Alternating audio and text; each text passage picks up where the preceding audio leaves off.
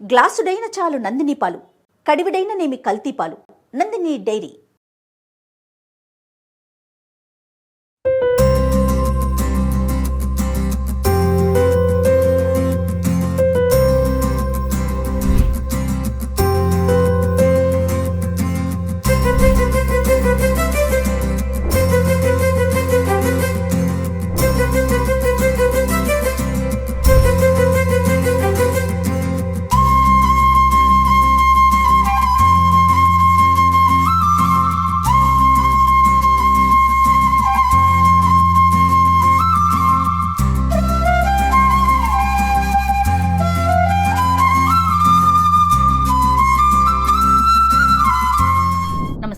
నమస్తే జయ. రమగారు, మనము రథసప్తమికి ఏం చేయాలి, ఏంటి విధి విధానాలు మన ఇద్దరం మాట్లాడుకున్నాం.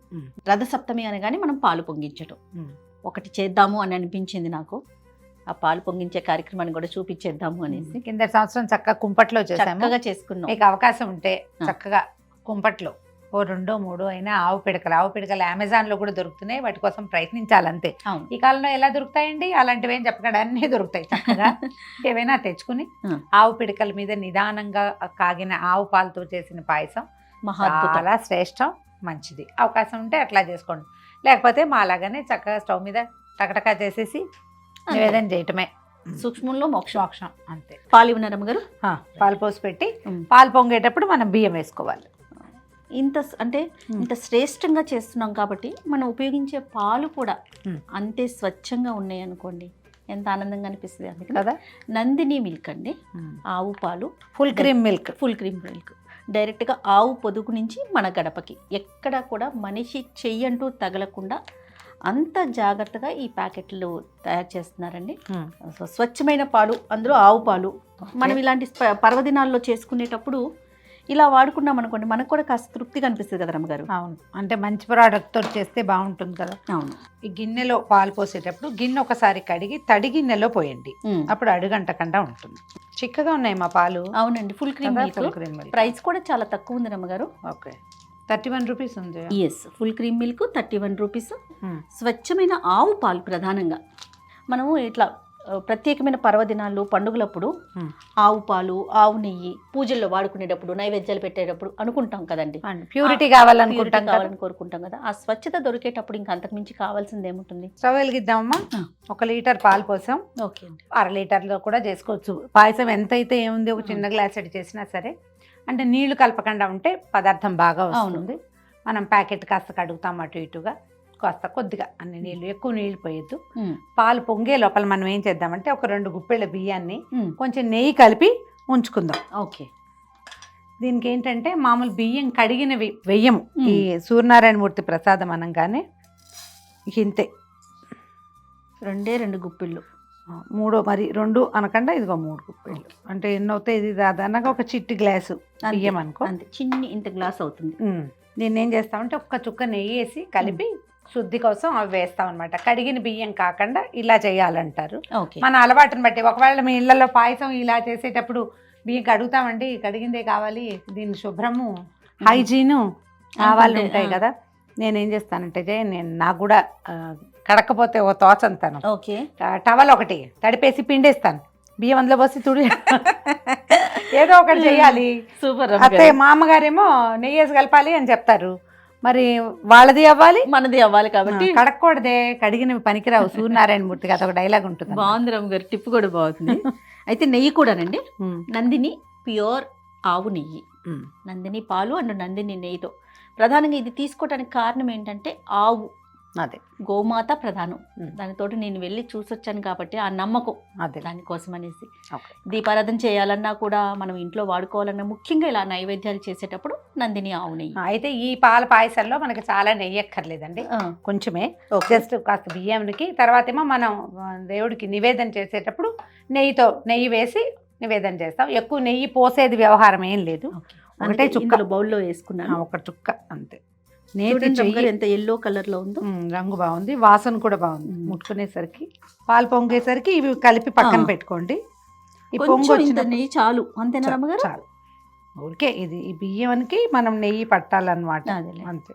కలిపేసి పక్కన పెట్టుకుంటే ఒక్కొక్క ఇంట్లో ఒక్కొక్క రకంగా పిల్లలు ఉంటే వాళ్ళతో కూడా వేయించడాలు అలా కూడా చేస్తారు. ఈ పద్ధతి జనరల్గా ప్రసాదాల వ్యవహారంలో వేరే వాళ్ళు చేయి పెట్టకుండా చేస్తారు మా ఇళ్లలో. అదేలేండి, మనమే చేసుకుంటాము. అవునవును, మన పద్ధతిని బట్టి. మన గృహప్రవేశాలు అప్పుడప్పుడు అందరితోటి దంపతులతో వేయించడాలు అలాంటివి కనిపిస్తాయి కదా. ఇది నివేదన కోసం కాబట్టి ఇంకా అదేం చెయ్యం.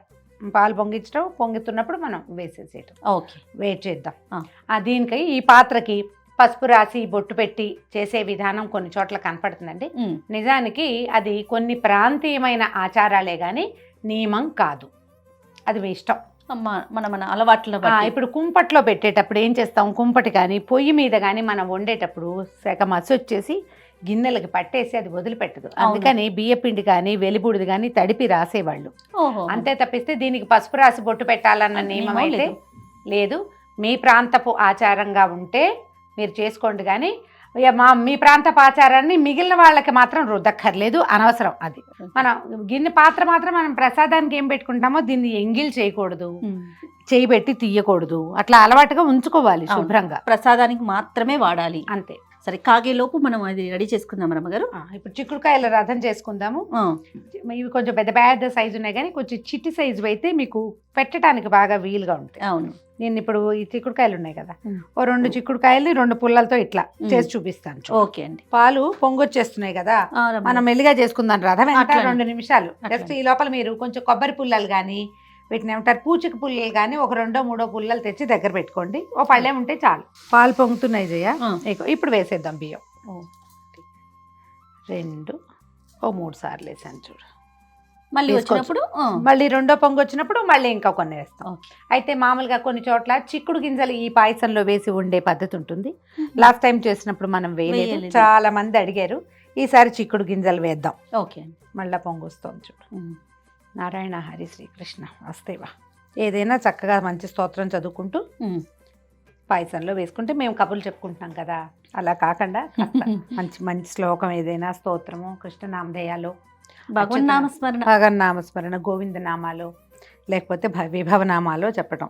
జయస్సదా సవితృమండల మధ్యవర్తి నారాయణ సరసిజాసన సన్నివిష్ట కేయూరవాన్ మకర కుండలవాన్ కిరీటి హరి హిరణ్మయవపుత్రుత శంఖచక్ర.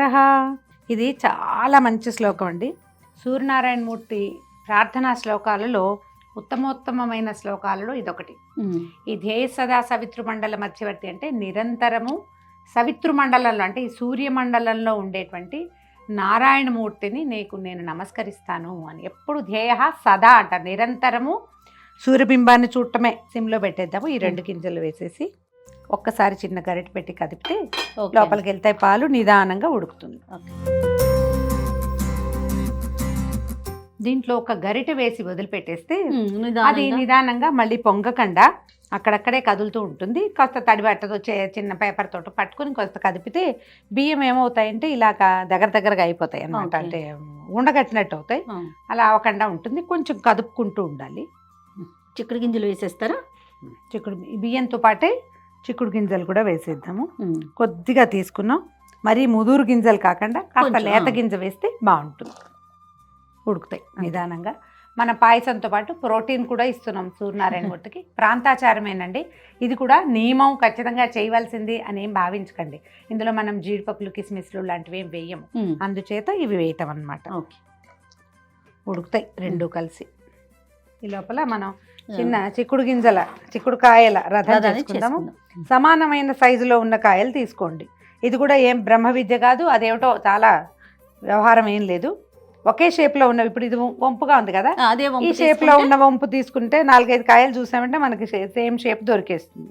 దీన్ని ఇలా ఎత్తుగా రథం లాగానే పెట్టక్కర్లేదండి, సింపుల్ ఫ్లాట్గా కూడా పెట్టుకోవచ్చు. కాస్త ఒకే షేప్ ఉన్నవి తీసుకోవటము. ఇది ఇలాగా కాయలు ఒక 4 సమానమైన సైజులో ఉన్న పుల్లలు తీసుకోండి. ఇంకా పొట్టివి కూడా తీసుకోవచ్చు, కాయని బట్టి ఈ పొడుగు అనమాట. కొంచెం లావుగా పొట్టిగా ఉంటే కాయ బాగుంటది, గింజ గట్టిగా పట్టుకుంటుంది. అప్పుడు మనము ఈ గింజల్లో పెట్టేస్తాం కదా దాన్ని. ఇట్లా 1 సంవత్సరం అయితే ఎంత తప్పకాయలు దొరికినాయో జయ. అయితే ఏం చేయను, ఇది రథంలాగా అయ్యేలాగా అయితే లేదు. అందుకని ఏం చేసాము, ఒట్టిగా కాయలు 7 ఒకదాని పక్కన ఒకటి పెట్టి ఇదే నీ రథం అని పిలిచేసా సూర్యుని. వల్ల కాకపోతే ఏం ఏం చేస్తాం మరి? చేస్తాం, ఇది ఒక జోడు, ఉమ్, 2 జోళ్ళు ఇలా గుచ్చి పెట్టుకోవాలి మనం. ఓకే. ఈ చిక్కుడుకాయ ఏంటంటే సౌరశక్తి ఇందులో ఎక్కువ ఉంటుందని చెప్తారు. ఉమ్, దీన్ని నిలబెట్టి అదేదో చేసి కాకుండా ఇదిగో పెట్టామా, వీటిని ఇదిగో ఇలా పెడతాం. ఓ, simple గా 4 చేస్తున్నారు. చాలా సింపుల్గా ఏముంది. తర్వాత ఒక 3 కాయలు తీసుకోవటము, ఉమ్, వీటికి పై భాగాలు పట్టుకునేలాగా చూసుకోండి. కాయలు ఎట్లా కావాలంటే మనకి ఇది ఫ్లాట్గా ఉందనుకో, ఉమ్, ఉమ్, అప్పుడు పై భాగం పట్టుకుంటుంది. ఓకే. ఈ 3 కాయలకి ఒక పుల్ల గుచ్చి పెట్టుకోవాలన్నమాట. దీనికి ఇవి కిందకిను ఇవి పైకి వచ్చేలాగా ఉన్నాయనుకో, ఇప్పుడు ఇవి ఇలా ఉంటే ఇలా ఇట్లా ఇది ఇలా వచ్చేస్తుంది. ఓకే. చిన్న పుల్ల తీసుకుని కూర్చోండి, దీన్ని వెనక్కి వాటిని ముందుకి ఈ కార్నర్స్లో పెట్టి జస్ట్ నిలబడేలాగా పెట్టుకోండి. ఓ, అంతే అయిపోయింది. ఒక చిన్న Simple గా. గూడులాగా వస్తుంది. అది మనం దీనికి వీటికి ఏం చేస్తాం, నేను పసుపు బొట్టు ఏం పెట్టలా, జస్ట్ డిస్ప్లే చేస్తున్నా కాబట్టి అవును. మీరు ఈ కాయలకి కాస్త చక్కగా ఈ పుల్లల దగ్గర కొంచెం అట్లా పసుపు పొట్టు పెట్టుకుని ఆ, సూర్యుడికి మనం ఆవాహన చేసేటప్పుడు ఆవాహయామి రత్న నవరత్న ఖచ్చిత సింహాసనం సమర్పయామి అని స్వామి వచ్చి కూర్చో యావతో ఎప్పటిదాకా నేను పూజ చేస్తాను అప్పటి వరకు సుస్థిరో భవ అని చెప్పుకోవాలి. మంత్రం ఉంటుంది మనకి, షోడశోపచారాల్లో మంత్రాలు కనిపిస్తాయి. అవును. ఆ మంత్రం చెప్పుకోవటము, ఆవాహన మంత్రము, స్థిరాసనం కురు, స్థిరో భవ, వరదో భవ, సుప్రసన్నో భవ, సుఖాసనో భవ అని చెప్పటం. ఈయన ఇక్కడ కూర్చోబెట్టి తర్వాత మనం మిగిలిన పూజ చేసుకోవటం. ఓకే. ఇంతే మన చిక్కుడుకాయల రథం అయిపోయింది. ఉమ్, దీంతో మనం ఏం చేస్తాం, చిక్కుడు ఆకులు కనుక మనకి దొరికితే మనం ఏ పాత్రలో అయితే పాయసం పెడతామో అక్కడ చిక్కుడు ఆకులు పరిచి దాని మీద ప్రసాదాన్ని పెట్టుకోవాలి. చక్కటి ఇదిగో మరి ఎర్రటి కాయలున్న చిక్కుడు ఆకులు దొరికినాయి మనకి, చూడండి ఎంత బాగున్నాయో. అవును. ఈ ఆకులు 2-3 ఆకులు ఇట్లా చిన్న విస్తర్లా కుట్టి కూడా వేసుకోవచ్చు. ఆకు బలంగా ఉండదు, పల్చటిది, కోసిన 1 గంట కల్లా వాడిపోతుంది. ఉమ్, అప్పటికప్పుడు కోసి వేసుకోవాలన్నమాట అవును. మనకు అవకాశం ఉంటే. ఎందులో పెడతారు రమ్మగారు? మన పాయసం అవ్వనివ్వు ముందు, అయ్యాక అప్పుడు పెడతాం. ఏదైనా ఒక పళ్ళెంలో చక్కగా పరవటము, పాయసం అందులో పెట్టేసుకోవటం. మామూలు పాయసాలకి మనం ఏం చేస్తాం, బెల్లం కరగబెట్టి పోసుకుంటున్నాం, అవును. ప్రతిసారి అలాగే చేస్తాం. కానీ దీనికి కరగబెట్టి పోసే ప్రక్రియ చేయకూడదు కూడా. ఓకే.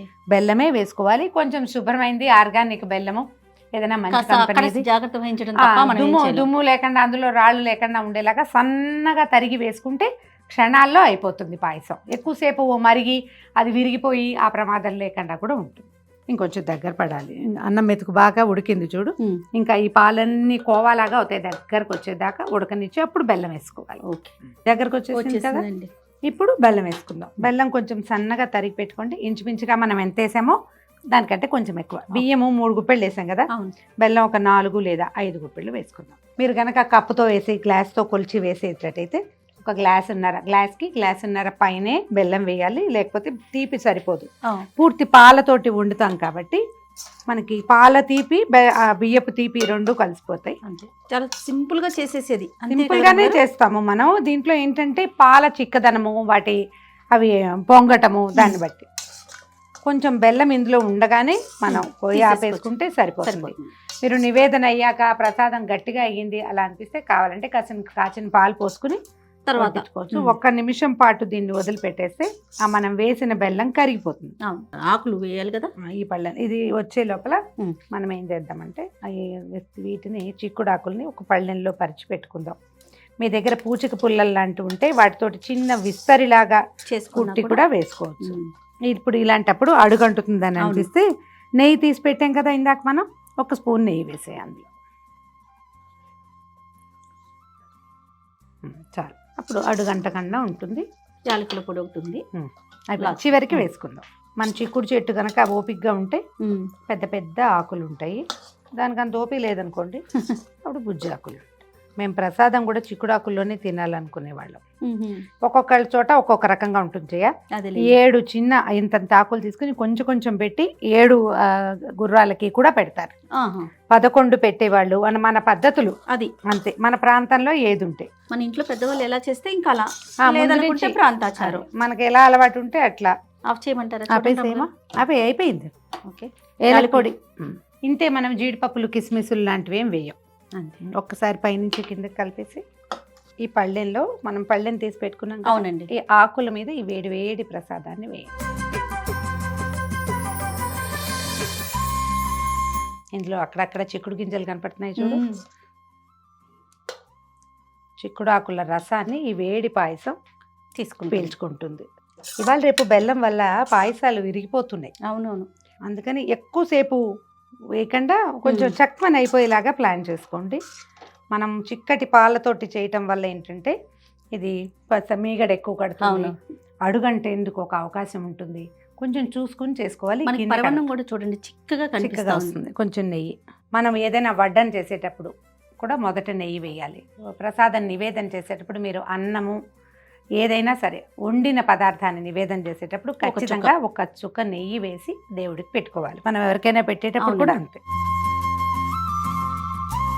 అనుకుంటే మన రథసప్తమి పాయసం తయారుగా ఉంది. ఇవాళ పాలు బాగున్నాయి, బెల్లం బాగుంది, విరక్కండా చక్కగా ముచ్చటగా వచ్చింది. ఎవరెవరి అవకాశాన్ని బట్టి వాళ్ళు ఇత్తడి గిన్నెలోనూ లేకపోతే మీరు ఈజీగా కుక్కర్లో చేసుకోవచ్చు.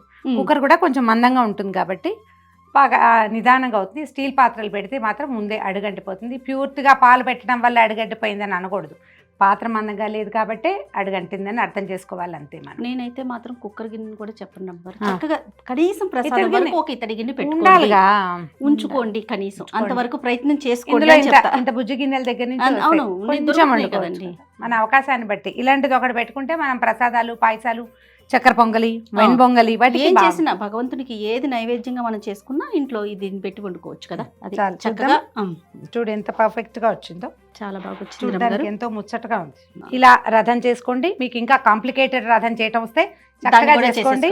ఇదైతే చూడండి మనం 7 చిక్కుడుకాయలు పెట్టాము. దీని మీదకి సూర్యుడిని ఆవాహన చేయటం, నివేదన చేసి నమస్కారం చేసుకోవటం. కొబ్బరికాయ కొట్టచ్చు, పెసరపప్పు తర్వాత పానకం పెట్టుకోవచ్చు, అరటిపళ్ళు పెట్టచ్చు. ఏమీ లేవు. పాయసం ఒకటి చేసి పెట్టండి.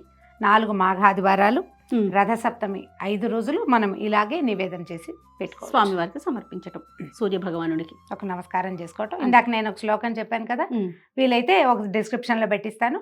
ఆ ఒక్క శ్లోకాన్ని మీరు నెంబర్ ఆఫ్ టైమ్స్ చదువుకున్నా కూడా మంచిదే. రైట్ రమ్మ గారు, థ్యాంక్ యూ అండి. ఓకే, చేస్తే